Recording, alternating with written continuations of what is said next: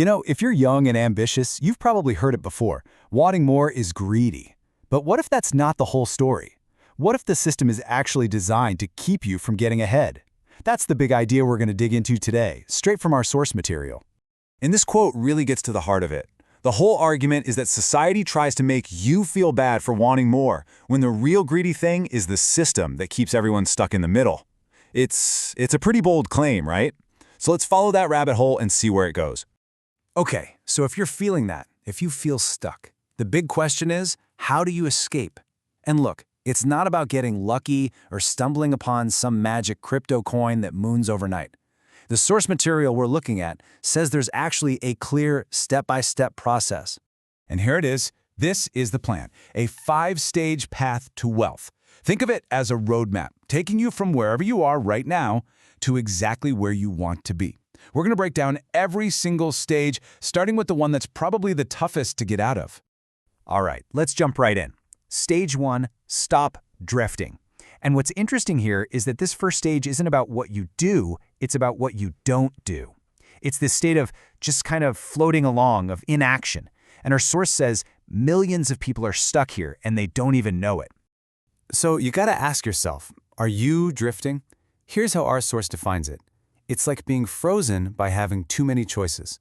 You bounce from job to job, try one side hustle, then another, just hoping one of them will click. But let's be real, hope is not a strategy.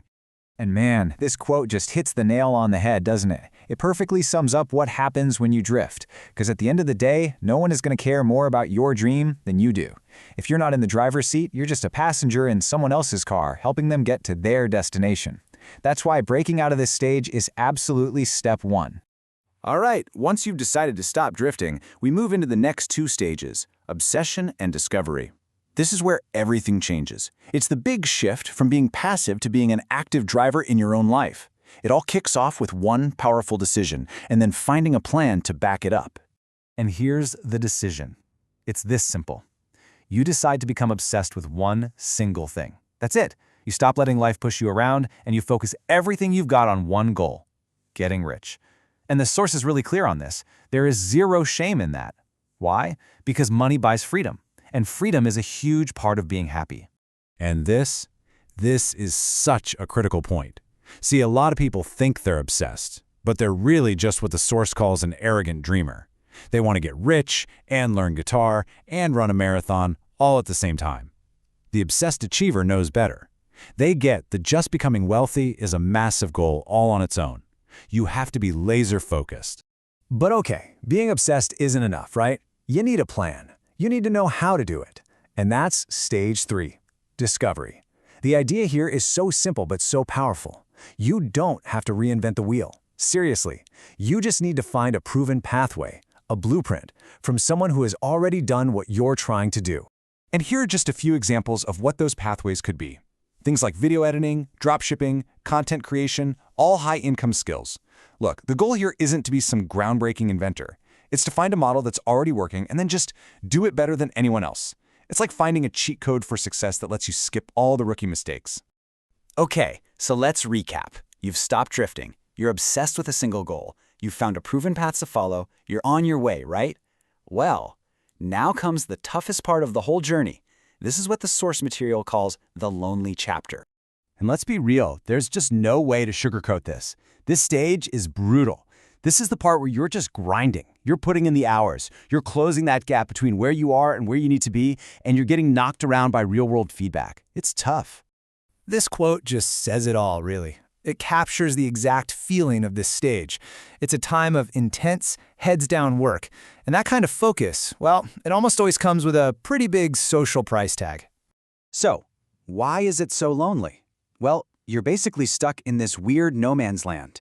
You're outgrowing your old friends because your goals are just different now.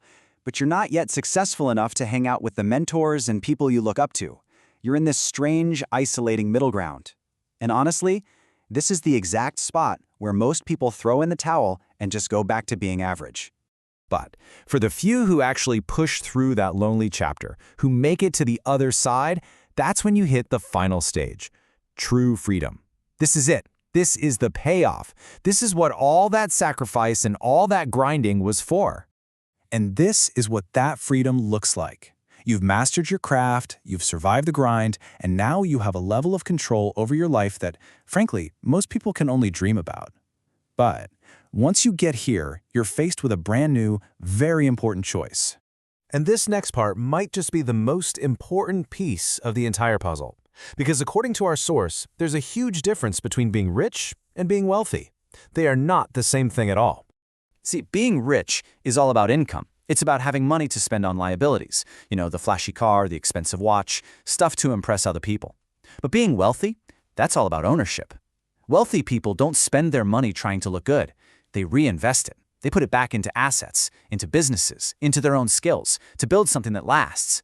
So when we talk about reinvesting, what's the first thing you should do? Where do you put that money? Stocks? Crypto? Real estate? Well, the source argues that the best investment you can possibly make is actually a lot simpler and a lot closer to home than you think. It's you. You are the most valuable asset you will ever own.